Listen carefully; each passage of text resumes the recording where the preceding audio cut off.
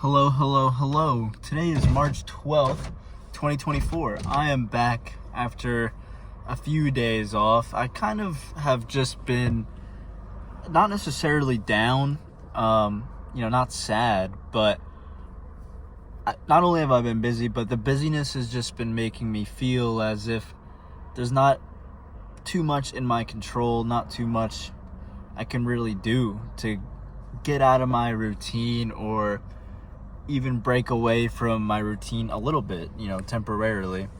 Um, I've obviously dealt with big picture questions as well, and that's another reason I feel as if, maybe things aren't really in my control, like my future or the decisions I can make and so on.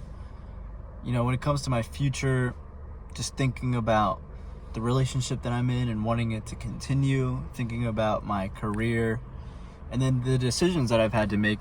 Life happens, and some things there's just not a whole lot I can do about, like having to help my girlfriend because she doesn't have a car right now, or having to stay at my grandparents' house because they're away. Ultimately I can say no to these things, but I'm able to follow through with them, so why not? And then, that applies constraints to the decisions that I can make. What I've had to realize is that it's fine for me to not have answers. It's fine for me to not have solutions. I don't know what my future is going to look like, and it's okay. I think if we had the answers, life wouldn't be nearly as special, and I get that's cliche. You probably just saw that crumb fly off my sweater. But, I think all the time we're looking for answers, and perhaps this is a bit more of a stronger tendency in younger people because of our short-term gratification and what we've been exposed to through the internet.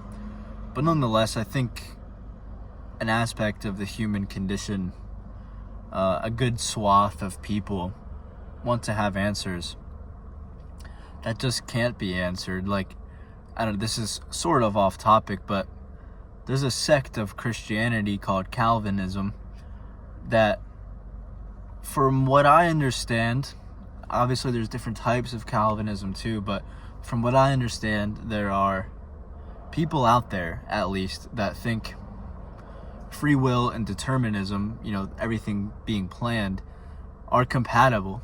And to me, that's sort of a logical inconsistency, but, that's something that I would like answers to, and they're just not out there.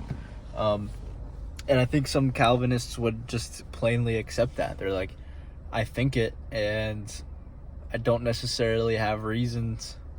It's just the way that I think the world, the universe operates. So, yeah, I think it's okay for us to not have answers. And that's sort of what I've been reflecting on over these last few days, trying to remind myself of. And it's also led me down the path of, just returning to sentiments of gratitude as well. I watched Everything Everywhere All at Once for the first time a few days ago, and while I understand that the main thrust of the movie is this immigrant story and attempting to sort of break generational trauma or curses, if you will. One aspect of the film, which this is a spoiler, but one aspect of the film is very philosophically oriented and sort of experimenting with logically possible worlds, and how our world, there's a strata of other worlds that are very close, only minute changes, and then the further out you go, the weirder it gets.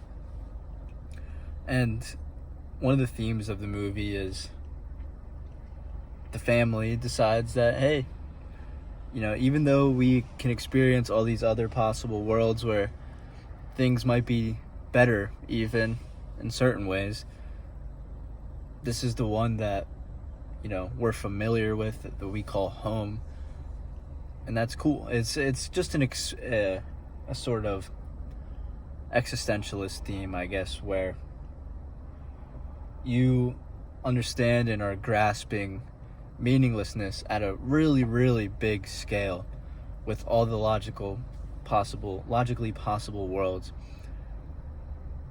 Life would be meaningless in that sense if there's infinite yous living infinite lifetimes.